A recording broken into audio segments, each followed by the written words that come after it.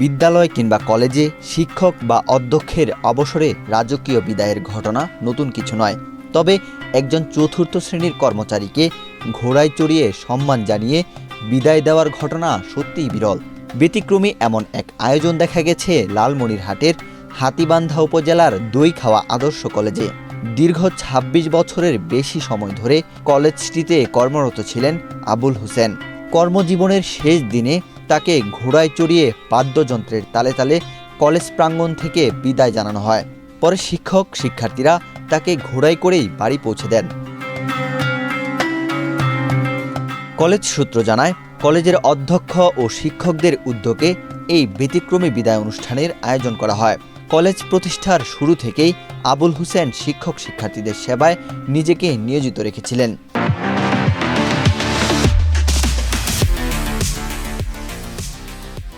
দায়িত্ব পালনে সততা, নিষ্ঠা ও আন্তরিকতার কারণে সবার কাছেই তিনি ছিলেন প্রিয় মুখ। একজন তৃতীয় শ্রেণীর মানুষকে বিদায় দিতেছে, আমার দেখা এটা প্রথম এরকমভাবে বিদায় দিতেছে, যে আমি দেখি নাই এরকম। আমরা চাই না তার বিদায় হোক, কিন্তু তবুও বিদায় নিতে হবে।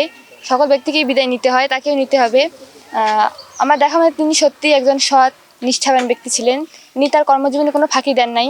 তিনার যত সৎ কাজ, নিষ্ঠাবান কাজ এবং তিনার কাজের প্রতি যে এত দায়িত্বশীলতা, তার কারণেই আমাদের দইখাওয়া কর্তৃপক্ষ, দইখাওয়া কলেজ কর্তৃপক্ষ এত সুন্দর বর্ণাঢ্য এক বিদায় অনুষ্ঠান আয়োজন করছে।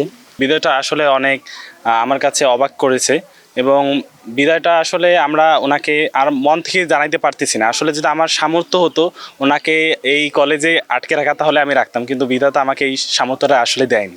বিদায়ের মুহূর্তে আবেগাপ্লুত হয়ে পড়েন শিক্ষকরাও।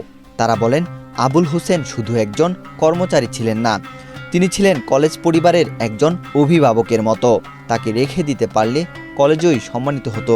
আমরা যখন নিয়োগ দিই তখনই তার সততার আলোকেই তাকে নিয়োগ দিই, এবং সেই দীর্ঘ জীবনটা কলেজের সে যে সততার সাথে, যে কর্তব্যপরায়ণতার সাথে তার দায়িত্ব পালন করে আসছে, এটা আজকে তার জন্য আমি মনে করি যে আমরা তেমন কিছুই দিতে পারলাম না। আমরা ভালো মানুষ দেখেই তো নিয়েছি, আমরা তো খারাপ মানুষ নেই। আমাদের এক কথাই বলেছে, আমাদের সিমেন্ট কেসের প্রতিষ্ঠান, এই প্রতিষ্ঠানে যদি সেই রকম লোক আসি এখানে নিয়োগ দেই, আমরা যদি ভুল করি তাহলে যাত্রা আমাদের শুভ হবে না।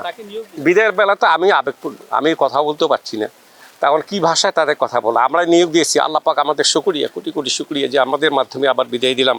এটা কিন্তু খুব সেন্সিটিভ বিষয়, এটা আসলে আল্লাহর কোটি কোটি শুকরিয়া। আমাদের কলেজে আজকে চতুর্থ শ্রেণীর কর্মচারী, উনি হলেন আবুল হোসেন চাচা। উনি অত্যন্ত আমাদের প্রিয় একজন ব্যক্তি। হ্যাঁ, স্যার, আমাদের যে অধ্যক্ষ স্যার আছে, অধ্যক্ষ স্যারের অনুপ্রেরণায় দেখা গেছে ওনাকে খুব রাজসিকভাবে আমরা বিদায় জানাচ্ছি। কর্মজীবনের শেষ দিনে সবার কাছে দোয়া চান আবুল হোসেন। একই সঙ্গে কোনো ভুল ত্রুটি করে থাকলে ক্ষমাও প্রার্থনা করেন তিনি।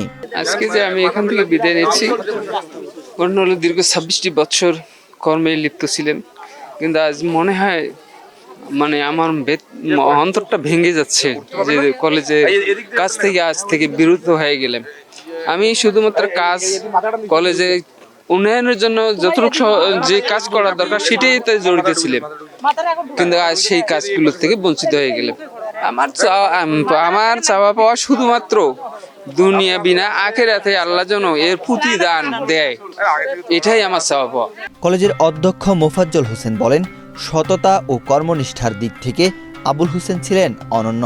তার শিক্ষাগত যোগ্যতা আরও বেশি থাকলে তিনি নেতৃত্বের জায়গাতেও যেতে পারতেন। আবুল হোসেন আমাদের কলেজের একজন চতুর্থ শ্রেণীর কর্মচারী ছিল। কর্মচারী এখানে বিষয় না, বিষয়টা হলো যে উনি একজন সৎ নিষ্ঠাবান মানুষ ছিলেন, এবং আমি মনে করি যে সারা বাংলাদেশে সৎ এবং নিষ্ঠাবান যারা কর্মঠ, যারা কর্মবীর, তাদেরই কোনো সেখানে পদবি না দেখে তার কর্মের যোগ্যতা অনুযায়ী তাদের রাজস্বিক হওয়া উচিত। এ সময় শতাধিক শিক্ষার্থী, শিক্ষক, ম্যানেজিং কমিটির সদস্য ও স্থানীয়রা উপস্থিত ছিলেন। ১৯৯৯ সালে প্রতিষ্ঠিত দইখাওয়া আদর্শ কলেজে এই ব্যতিক্রমী আয়োজন এখন প্রশংসা কুড়াচ্ছে সর্বত্র। ওয়াহিদ হুসাইন জিহাদ, বাংলাদেশ প্রতিদিন।